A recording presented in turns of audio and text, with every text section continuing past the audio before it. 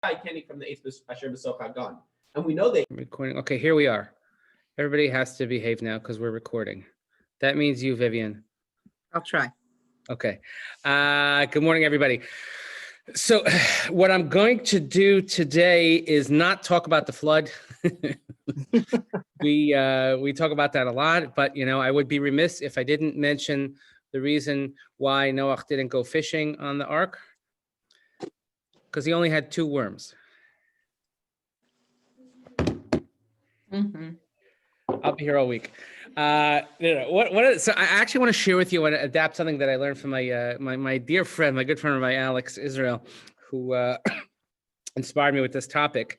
And it's one of the things, like, if you've been in modern Israel today, okay, and I'm sure that this has happened to you probably somehow or somewhere, that you've come across an Israeli whose name is Nimrod. Anyone? Yep. Okay, and well, let's talk about our feelings. How does that make you feel? It's just bizarre. Why is it bizarre? There are no positive connotations associated with this name. Why would someone name their child Nimrod? Yeah, okay. I mean, well, how do you know why? Who says there's no positive associations? Right. So this is a classic example of where we have notions in our mind, okay, where we have, or maybe it's a preconceived notion, I don't know, but we have notions in our mind where a character, a persona, or something, or even a name is automatically negative. It's also a kind of angry name, we will rebel. Oh, so Shelley's a linguist. So could you expound on that? A merit is a rebellion. Nimrod is to rebel. Let's rebel. So in other words, the name itself, the shoresh of the name itself is mered. I try to sound like Shelley, because Shelley is still, she always does the it's like mered, right? I love that. These little Israeli, the knetch to it. It means literally to rebel. We have the commandments, al timrodu, whatever it might be. Okay. Now, so we're going to do some things. We're going to go in reverse order. We're going to go to the Medrash first, and then after we go to the Medrash, then we're going to go look at the text, and then you're going to ask yourself sort of what's really going on, okay? And, as you can imagine, it's not going to be what you think, or maybe it is, because there has to be a reason. Like in other words, could anybody say that Nimrod's a good guy? Elion looks perplexed. Elion is perplexed. I know that the people. I don't think so. Is he related to Sarah? Yeah, the guys back then, they're all related. Everybody was a first cousin, right? But yeah, we'll see. We're gonna see. We're gonna see if we could find anything sort of exciting or redeeming or not. All right. Anyway, let's start. Everybody can see my screen, so let's start with the Medrash. Okay. It's Gemara and Chulin. I'm not going to pick on anyone, especially not Miriam Schwartz, because she's on Zoom. We should pick you up next. We got 2 Miriams here now. This is amazing. Okay, Gemara and Chulin. Aval avdei kochavim enon kein asati kedula leNimrod. Here the Gemara is talking about, actually it's darshaning all the Avraham Gemaras, and it says that I granted greatness to Nimrod, yet he said, you have to read the translation, yet he said, Amar hava nivno lanu ir, let us build a city and a tower with its top in heaven, and let us make for ourselves a name. The Gemara goes on, I gave greatness to Paro, but he messed it up by greatness to Sancheriv.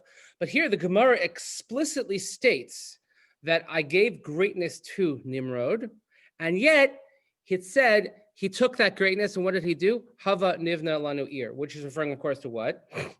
The Tower of Bavel, that's the end of the Parsha. It's not something that gets a whole lot of attention necessarily, because we're so focused always on the flood and the aftermath of the flood, but the Tower of Bavel, we're going to actually look through those verses in a little while. Tower of Babel, which you probably, I wonder if there's an uptick in the ads. And if you ever listen to news radio in the car, there's an ad for this language app or this program called Babel, right? Babel. I wonder if they have an uptick during this week's parsha, because obviously the word babble, to say things that don't make sense, is from Bavel.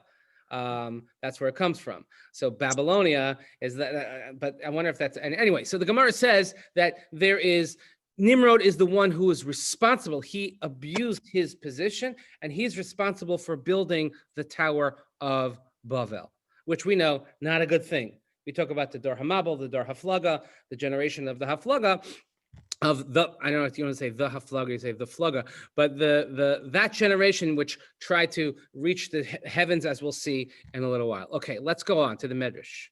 Here, this is a very, very long Medrash. Does it have it in English? Yeah, it has it in English. I'll read it in English.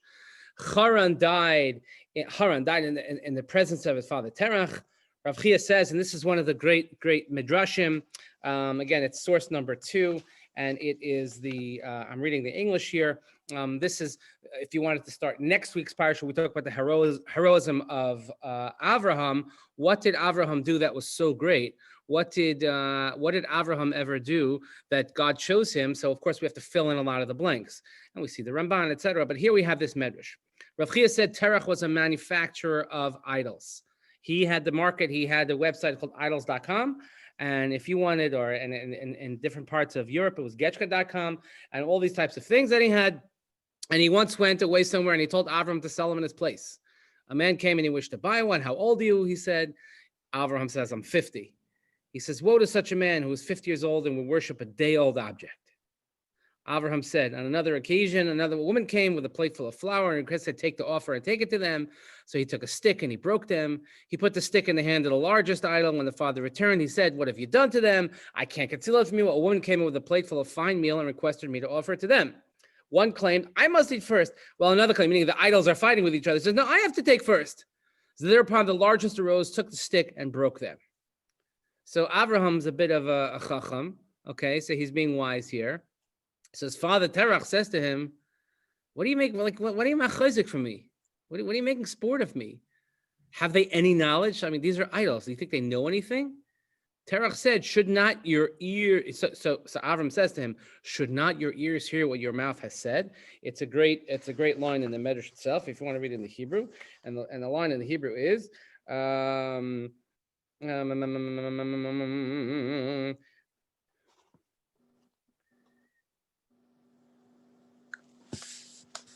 Amalei. He says, Marat Maflabi.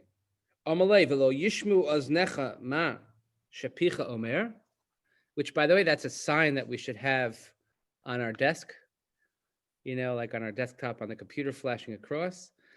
Should not your ears hear what your mouth has said? This is very much related to the symptom that many of us have, is where our mouth goes much faster than our brain. But that's a whole other conversation for another time. So Terach sees him, he delivers him to Nimrod. Okay, so here we have this Nimrod. He appears on the scene and he's some sort of figure. And Nimrod says, let us worship fire. So Avram says, let us rather worship water, which quenches fire. So Nimrod says, let's worship water. So let's worship the clouds, which bear the water, says Avram. So let's worship the clouds. The cloud, says Nimrod. They wrote Nimrods here, it's a typo. Let's worship the wind, which disperses the cloud. So Nimrod says, let's worship the wind. So he said, let's worship human beings, which could stand up to the wind, says Avraham. You're just bandying words, and we will worship nothing but the fire. By the way, I always felt that this was kind of the source of Chad Gadya, that maybe this is the primitive source of the Chad Gadya story. Okay. So he's like, we're just going to worship the fire. He says, behold, I'm going to cast you into it, and let your God, whom you adore, come and save you from it, Nimrod says. Haran was standing there undecided. If Avraham is victorious, I will say that I am of Avraham's belief. If Nimrod is victorious, I will say that I am on Nimrod's side, he thought. So Avraham descends into the fiery furnace, and he was saved. And Nimrod asked him, of whose belief are you? He said, of Avraham's. Thereupon he seized him and cast him into the fire. His innards were scorched, and he died. And he died in the presence of his father. Hence it was written, and Haran died in the presence of his father Terach. Vayamas Haran al pi Terach aviv. Okay, so there's the story. We know the story. Abraham and the idols and the idol store and smashing them and then, so who's the bad guy in the story? Who's the guy that ultimately gets vanquished in the story? It's Nimrod. Nimrod is some sort of ruler. Nimrod is the one that casts Abraham. So he's taking our very first sort of Jewish national hero, and he's going to throw him into the fire. Strike number 2. So first he builds the Tower of Babel. Now he's throwing our beloved, our Heliga Avraham Avinu. He's throwing Avraham into the furnace. He actually made Avraham Avinu. He was just Avram before that. Now he's Avinu. He gave him all-star status because he made him into this sort of Jewish hero, into this figure. Let's look further in Pirkei Rebbe Eliezer. I have this in English as well. Again, I use Sefaria for this. Sefaria has many things that are available with text and also sometimes translation, which is very, very helpful. So if you ever need to look something up or to teach something, it's a great resource. He said Nimrod was a mighty hero, as it is said. Again, I'm in source number 3. And Cush begot Nimrod, who began to be a mighty one in the earth. Rabbi Yehuda said, the coats which the Holy One, blessed be He, made for Adam and his wife were with Noach and the ark. And when they went forth from the ark, Cham, the son of Noach, brought them forth with him, and he gave them as an inheritance to Nimrod. Now, this is like a big deal. Okay, this is the first. Imagine that somebody like you comes up on eBay. The first garment in the history of the world, because it said after the story of Gan Eden and Adam and Chava, etc., it says Hashem fashioned for them kasnos or vayal bishem. He made for them these coats of ore, of skin. They're the first, by the way, they were first leather jackets. Okay, so obviously Adam and Chava, even though they were vegetarians, they weren't vegans.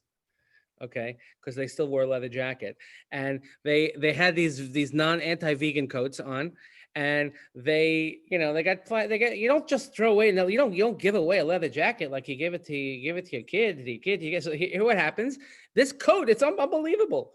The coat went on the teva, and then Cham takes them, and by the way, the second we see Cham, because already we know the story what happens with Cham and Noach, which is in this parsha also, which we're not focusing on. He gives it to Nimrod. When he put them on, all beasts, animals, and birds, when they saw the coats, came and bowed before him. The sons of men thought that this was due to the power of his might. Therefore, they made him king over themselves. And it says, wherefore it is said, like Nimrod, a mighty hunter before the God. We'll see this pasuk as well. Nimrod said to his people, and here the Medrash also says, let's build a great city for ourselves, let's dwell. So Nimrod has this coat. When he has this coat, all these living creatures are sort of bowing down to him, and they're subjugating themselves to him. And he decides to let the power go to his head. So the next line in the Medrash, Pirkei Rebbe Eliezer says, we'll build a great city. We don't want people to be scattered. Let's build a great tower in the midst, etc. Let's make a great name on the earth. And it said, let us make a name. So the Medrash directly links his power, which derived from his power source, the power source, which is this coat. It'll be an interesting study, by the way, to see how many times in the Torah a garment has caused strife. Right? Yosef, here. Esav. Well, we'll see Esav in a second. That's very good, Yafit. You're going to see in a second. You're going to be like, oh, it's actually the same coat. Tamar and Amnon.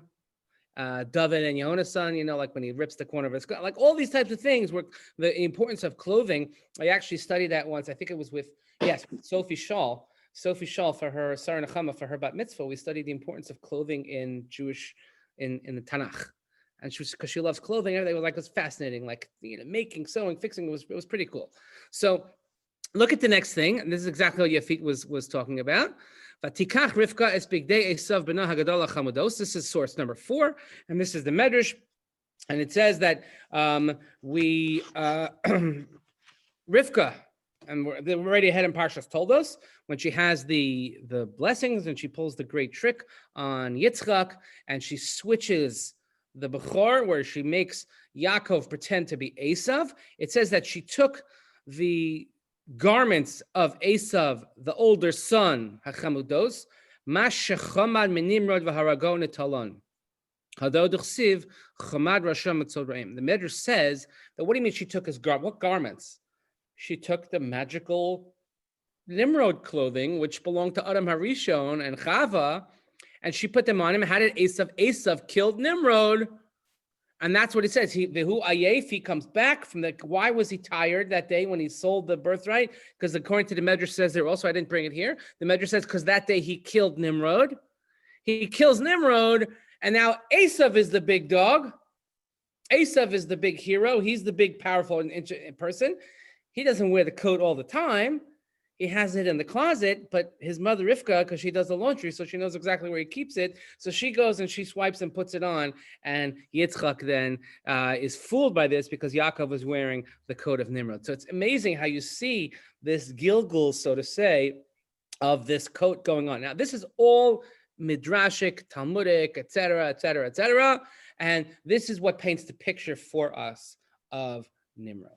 Can you please repeat that connection quickly? From Nimrod to Esav. Esav killed Nimrod and he took the coat. And it was this coat that Rivka used to put on to Yaakov to pretend that he was Esav. I see. Yeah. So it's like, you see how we're going already from creation now all the way to Toldos with one coat.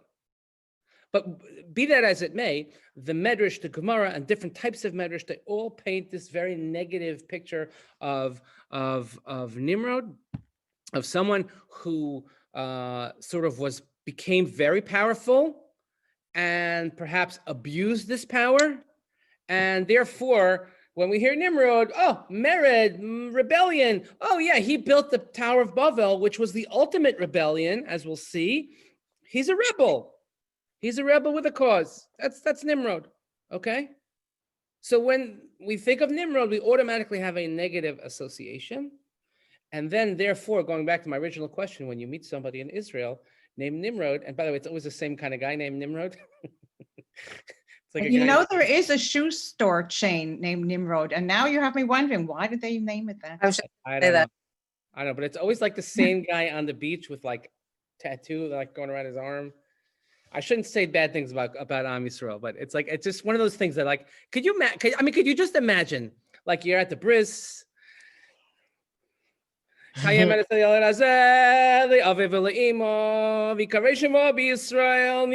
Avraham. I'm like, what?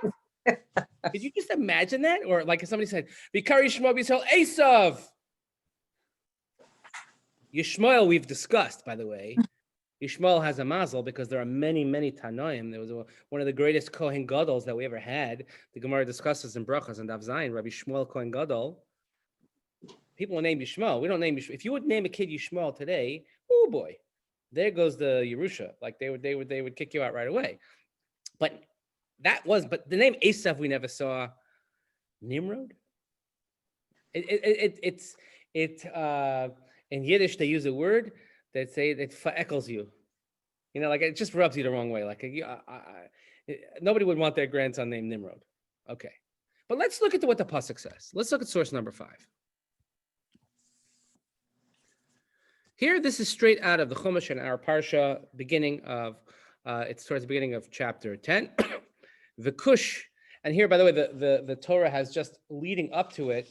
It gives us the generations, Ela, Tolos, B'nai Noach. We have Shem, Cham, and Yafes. This is after the Mabul, and we have a bunch of names. So there's a bunch of names. The Kush, so I only started at Kush, but it says you have Cham had Kush, Mitzrayim, Put, and Canaan. The sons of Cush are Svava Chavila, Safta, Ramah, Saftecha, and Ramah had 2 called Shiva Udidan. And then you have Cush. So Cush Yoladas Nimrod, who Echelios Gibar Ba'aretz. Cush begot Nimrod, who was the first, he was a mighty man, he was a Gibor. Hu haya Gibor Tzayid Lifnei Hashem, Al Kain Ye Amar Ki Nimrod Gibor Tzayid Lifnei Hashem. He was a mighty hunter by the grace of Hashem. And the saying, therefore, used to go. The people used to say, they used to have it on their bumper stickers on their car. You know, like they would say, "Oh, like Nimrod, a mighty hunter by the grace of Hashem." The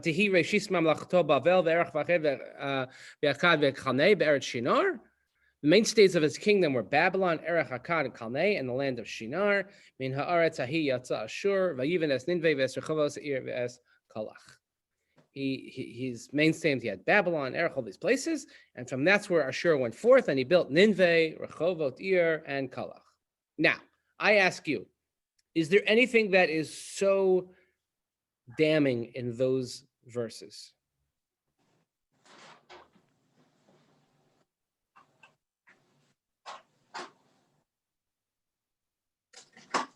I mean, so you're like, okay, but nothing in Chumash means what it says, right?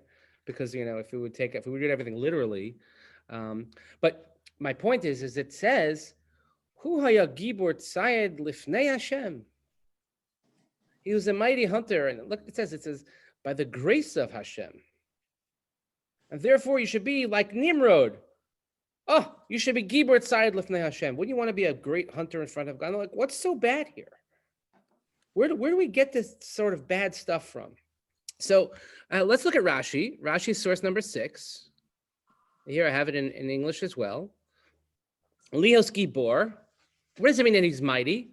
So Rashi toes the party line, and Rashi says, like we've been studying in the Medrash, again, we went backwards here, because what we normally do is we read Rashi and say, well, where does Rashi get it from? He gets it from the Medrash, but I purposely went backwards. He's a mighty one. He's mighty in causing the whole world to rebel against Hashem. Oh, why is he called mighty? In other words, nobody until now is called Gibor. How do you translate Gibor? We usually associate that with physical strength, even though the Mishnah, which perhaps will wrap this all up, is Ezehu Gibor is what? Is Hakovesh Es Yitzro, someone who can overcome his inclinations. That's what makes a Gibor. But here, Rashi tells us, Rashi fills in the blanks. No, he caused the whole world to rebel against Hashem by the plan because he made the plan that what's called the Dor Haflaga, he builds the Tower of Bavel. So Rashi, look, Genesis Rabbah 23:7, we've seen that. He's a mighty hunter. It's bad. He's Gibor. He's Gibor because he was able to control people to get them to rebel against God. He's Gibor Tzayed. Rashi, again, the play on words. This is very not literal. Anybody who's a literalist would not read this into the verses. He's a mighty hunter. He ensnared the minds of people by his words, causing them to rebel against Hashem. Right? Sod daton shel brios befiv, umata'an limrod b'makom. Again, Nimrod implies that he's a mardan. He is a person filled with mered. He's a rebel. He uses his words. He uses his force. Okay, lifnei Hashem, intending purposely to provoke him to his face, and therefore Al-Kain Ye'amar, wherefore it was said regarding any man who brazenly acts wickedly, knowing his master and yet of set purpose rebelling against him, it is said, this is like Nimrod, a mighty hunter. In other words, don't be like him. We're pointing him out to say, this is bad, Nimrod bad. Don't act like Nimrod. And it says that they went forth in the land and went forth as Ashur. As soon as Ashur saw that his sons listened to Nimrod, rebelling against the Hashem by building the tower, he went forth out of their midst. Okay, that's not really related to this. Okay, so Rashi is continuing with our notion that Nimrod, of course, based on this midrashic interpretation, Nimrod caused people to rebel. But wait, there's more. It's not always going to be what we think. Look at source number 7, Ibn Ezra. Now, this is not going to be a first, but you're talking about 2 commentaries that are on the same page and the same Chumash, reading the same pasuk. And look what the Ibn Ezra says. Ibn Ezra says, I don't have it on, I made a mistake on the printed sheet, so just bear with me. This first part is not on the printed sheet. He's like, Nimrod means rebellion. Don't worry about what the name means. Ibn Ezra's like saying, he's like fetching. He's like, I know it means rebellion. It's okay. Don't worry so much about what his name means. He says, Hu heichel laharos gvuros b'nei hadam ala chayos ki Hashem gibor tzayed. He says he was the first one. He's the first one to show his might over the animals, right? Because he was this mighty hunter. And what does it mean, lifnei Hashem? V'tam lifnei Hashem. Look at this. Shahayabona mizbachos. Osam hachayos ola l'shem v'zu derech hapshat. He says the simple explanation is what does it mean in front of God? Is that he brought karbanos. He brought karbanos. He served God. In other words, the Ibn Ezra completely rejects all of the midrashic Talmudic interpretation And he writes at the end, Vadrash derech acheretz. In other words, he's saying from a pshat point of view, from a simple reading of the psukim, which, by the way, if I gave, now it's almost impossible to say, can I remove your preconceived notions from your head? If I would say, because that's how I started, I said when I say Nimrod, everybody also automatically had a negative association, because that's the way we're taught.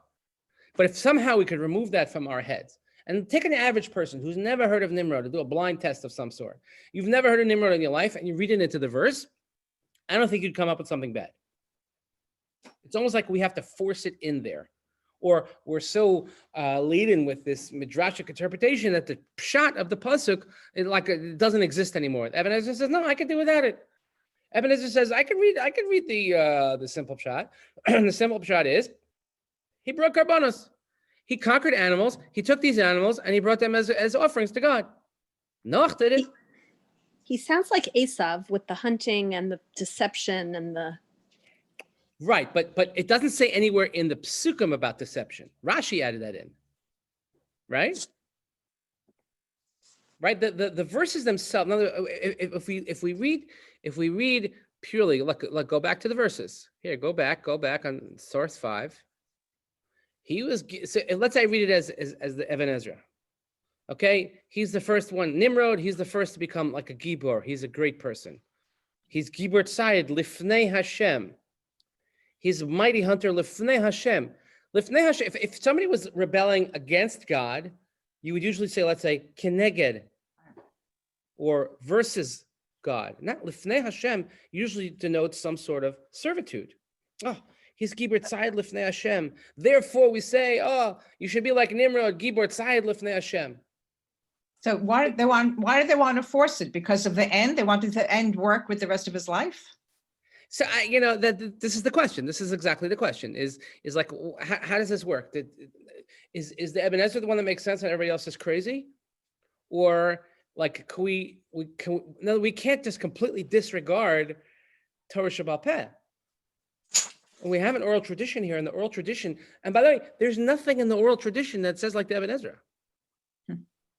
There's nothing. So maybe you have to ask yourself, like, what is it that the Ibn Ezra can't tolerate? Is he such a purist, right? So if anybody watched some of the hearings last week, they talk about being an originalist and things like that. And like if they said it, that's what it meant, and it meant then, it meant it today, it meant it always. Okay, you can argue from. It's very Talmudic, by the way. These machlokos. If you study Talmud, this is very, very, very good. Nothing to do with politics. It's good. People who study Talmud do very well in law school. So if I'm reading Pshat, and by the way, the Ibn Ezra himself also concedes that there is another way to look at it. He just opts to go with the Pshat, and maybe he says, like, in my purpose here is to give you Pshat in the pasuk. Pshat in the pasuk dictates Nimrod, not so bad. There's other drash. So look what the Ramban says. We'll see what the Ramban says. Do I have this? Oh, I have this in English. Yeah. So the Ramban, not the whole thing in it. So he quotes Rashi. Ramban doesn't like either, really. He says, "Kasav Rashi," source number 8. Lahamrid kol ha'olam ala kadosh baruch hu b'azazar aflaga. Imkein hu echel achar mal b'kimei dor enosh huchal ve'afshar shenamek huchal b'dor aflaga mered u'b'mei enosh lo haya b'mordei or aval avdagam la'lam achirim. Okay, he quotes Rashi and he says that people began to rebel, etc., etc. Hu ha'yigi b'tov Hashem. Sadat sodatan shel brias befiv latol Nimrod. He says again, like he deceived people, he caused people to want to rebel against God. Okay, he says that's Rashi, that's Lashon Rashi. He says v'chein das Rabbeinu, and again he quotes the Gemara in Eruvin. Rabbi Avram pirish hafacha inyan al derech pshuto. He says Rabbi Avram, of course, meaning Rabbi Avram Ibn Ezra. The Ibn Ezra quotes this, and he explains this completely the opposite. Hafach inyan al derech pshuto, based on the pshat, which, by the way, even the Ramban will concede to you that the pshat, the literal interpretation of the pasuk, is not so bad. He began the first to hunt animals.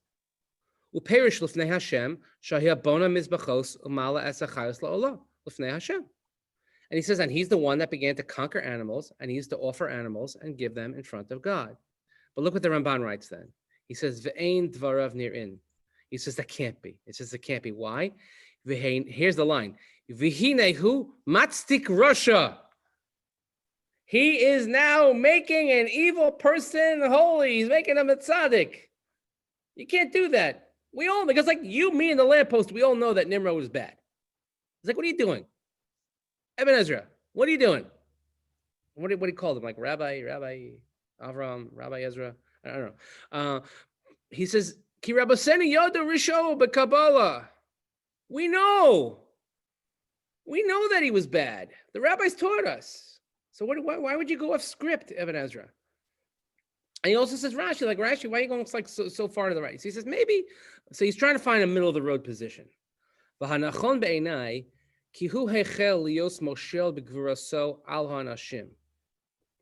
That maybe what it means is that he's the first one to actually rule over other people. If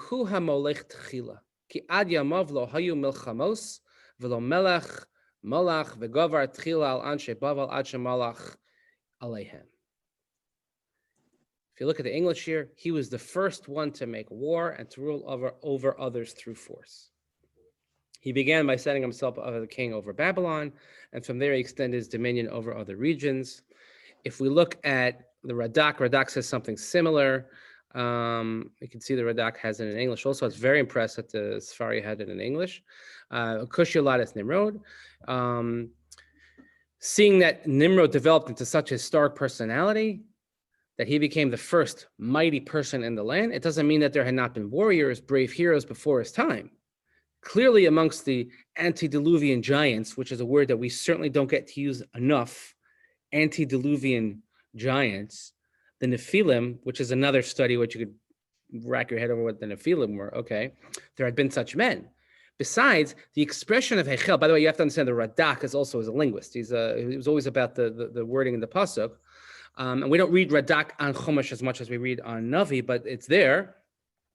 The expression Hechel is never used to describe that some phenomenon occurred for the first time. The word Hechel describes an act that was performed for the first time, not the existence of something or someone for the first time. In other words, there were people who fought. There were heroes. There were fighters. However, Nimrod displayed his power and bravery either vis-a-vis one nation or even vis-a-vis numerous nations by conquering them and being appointed or appointing himself as the ruler, their king. Until the time of Nimrod, no one had possessed the effrontery to lord it wholesale over its fellow man. Nimrod invented the concept of a dictator. These developments were a byproduct of mankind having dispersed over different areas of the globe after the collapse of their attempt to conquer heaven. So Radak says that you connect the two links. Now, by the way, how would you connect Nimrod to the Tower of Babel? So the story of Nimrod, okay, is in chapter 10.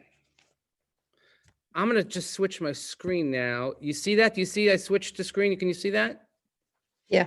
Okay. So, and I switch it back. There it is. So here it is. The pasuk says, and this is chapter. So look, chapter 10 is the progeny of Noach after the flood.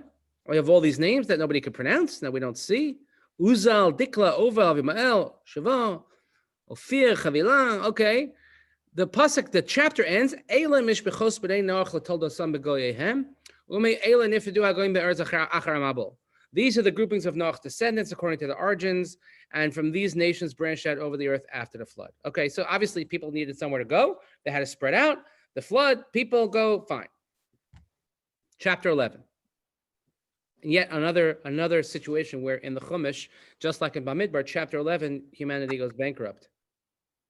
Here, chapter 11, with the story of the Tower of Babel. Everybody, same language, the same words, it's beautiful. They migrated from the east, they came upon the valley in the land of Shinar, and they settled there. Let's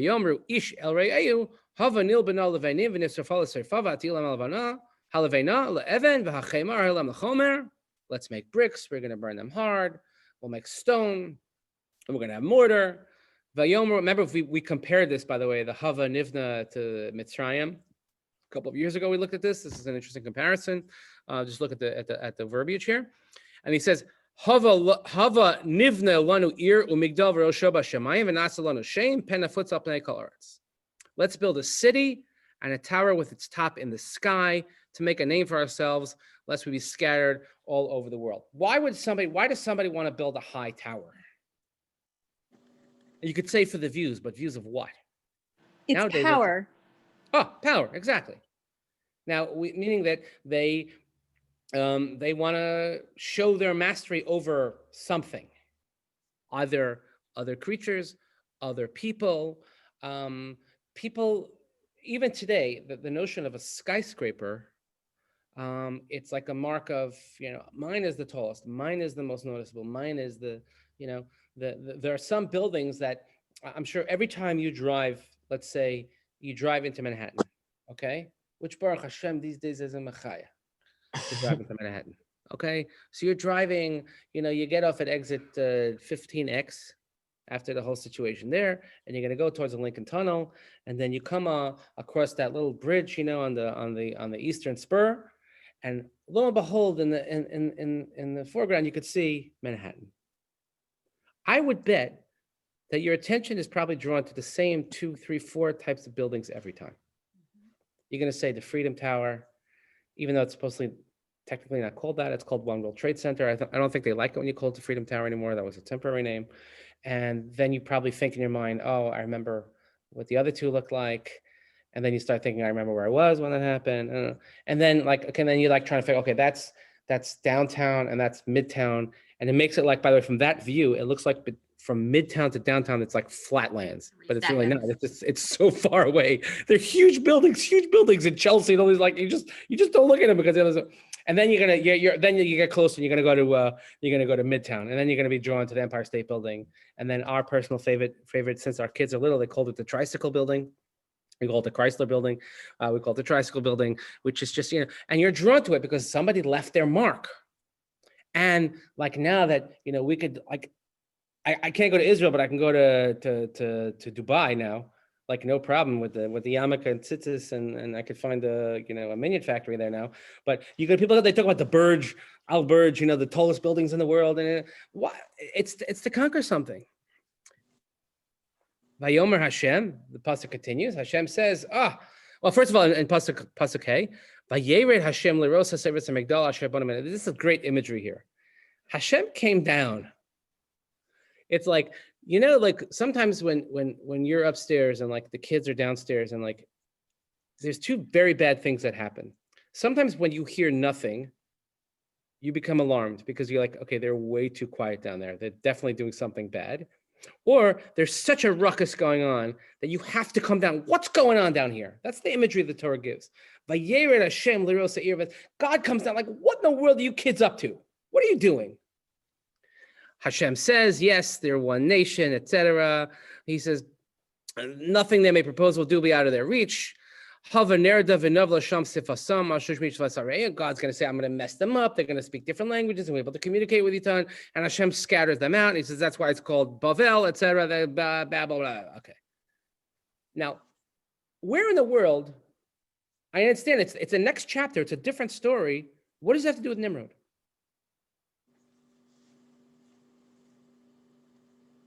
Nobody's name is mentioned here. And not only that, it seems sort of like a collective, right? Vayomeru ish el reyehu. Vayomeru hava nivna. It's a collective, let's do this. Where is Nimrod? So where does Rashi get it from? So maybe it could be, now this is something that's a very subtle read into Rashi, is that if you go back to the psukim of Nimrod, so we'll scroll up here to Nimrod's domain. Okay.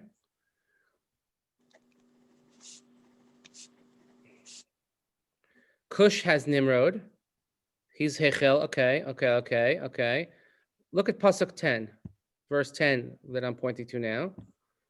Vatihi reishis mamlachto Bavel. Oh, the mainstays of his kingdom were Babylon. But where? Erech Akkad Alnei Be'eretz Shinar. in the land of Shinar. Where does the story of Bavel happen, the Migdal Bavel? If you look in the Psukim Valley of again, we Shinar. scroll down to the beginning of Yud Aleph, it says, Vayhi ben Asim means Bika be'eretz Shinar. Here they are in the land of Shinar. Now, Rashi means like that's enough. That's enough of association. Ibn Ezra maybe can't accept that. Maybe even the Ramban can't accept like that's too much of a separated disjunctive episode that's not necessarily connected. But obviously, Chazal felt that this is all spurred on by Nimrod. Let's go back to our source sheet and let's kind of put this all together. The last thing we have here, it's source number 10, which anytime you can quote it, there was a great Italian modern Bible scholar who became professor in Hebrew University.